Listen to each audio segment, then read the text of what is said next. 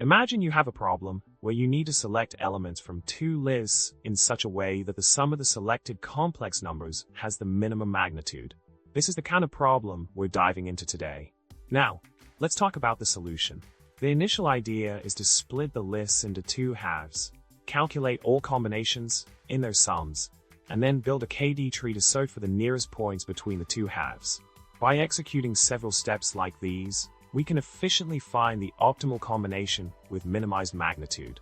It's a clever approach to tackle the problem at hand.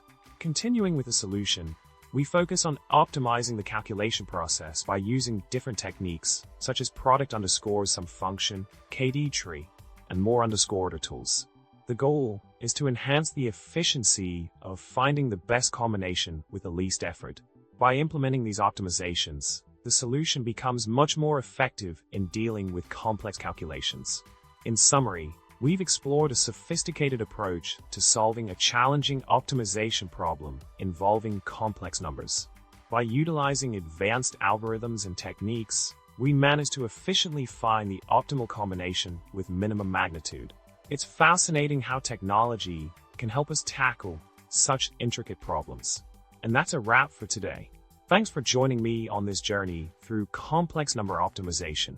If you enjoy the content, don't forget to subscribe, like the video, and drop a comment below. Remember, in a world of coding, optimizing is the name of the game.